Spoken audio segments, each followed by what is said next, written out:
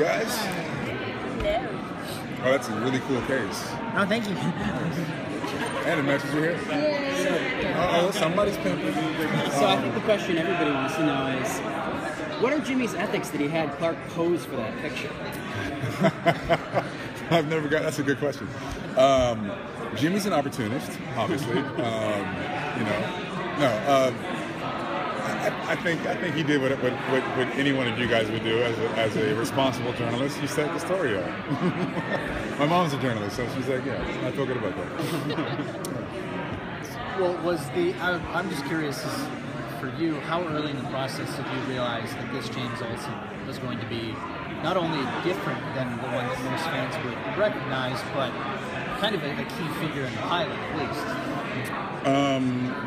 Those are two separate answers for me. I'll answer the second one first and then circle back. A key element in the pilot, they told me, they were like, okay, so he's not really in the pilot a lot, or in the cases, but in the series, this is who he is, and so on and so forth. Things I can't tell you guys now, but it was exciting to know that I was going out for something that was so intricate to it. And as far as changing the iconography, that might be different, I realized that when they called me bad. I was like, oh, y'all, for real? For real? Okay, cool. I just thought that was affirmative action. Y'all was paying attention? Okay, cool. Yeah. So, yeah. Is there a particular, are there particular comics that you've read for research? Because obviously Jimmy has a wide range of different portrayals of characters. They gave me a couple to read, and I read them, but it doesn't really apply to the James Olsen that we're going to create. And we're definitely going to do this with respect, but we're going to transition him into the 21st century. Our great grandfathers they had a monochromatic existence, no matter who they were, and they wrote what they knew. And I think that we're righting some of those iniquities now. And so we have a very cool little playground to play with, and a canvas to paint.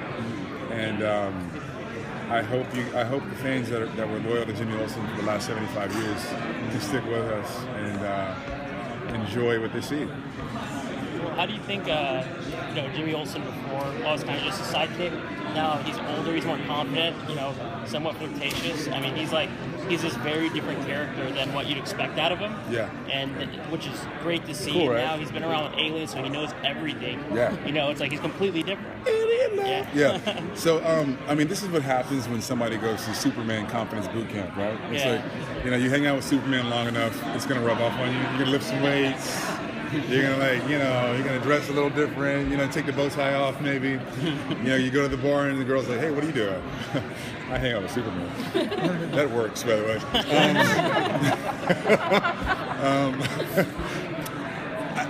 I'm excited, man.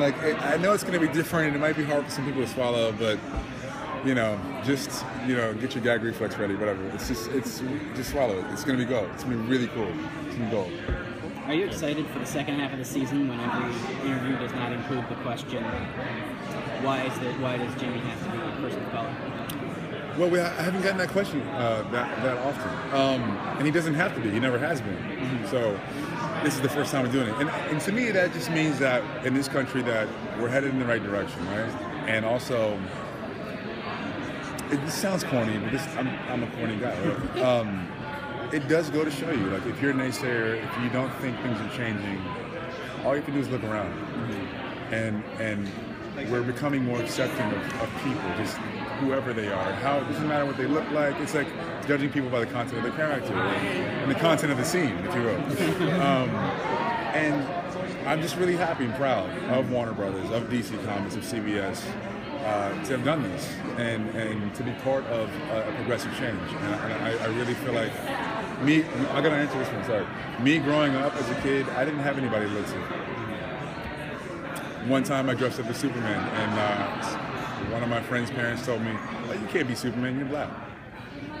I'm 10 years old, 9 years old. I'm like, do they think Superman's real? Well, I'm like, he's from Krypton, so he's probably not white either, really. He's an alien, and that was my thought process. I'm like, he's not from Earth. And so it just goes to show, like, that mentality, I think, is leaving us. And I'm really happy to be part of the fact that there's going to be little kids who look like me who can now look at somebody and go, oh, I can do that. So I'm not sick of that. I'm not sick of that question, actually. I'd like to answer it more. Thank you very much. Thank you so much. Thank you. Good luck. I appreciate it, guys. You guys are awesome. Good questions. Good questions. They have good questions. They have good questions. So.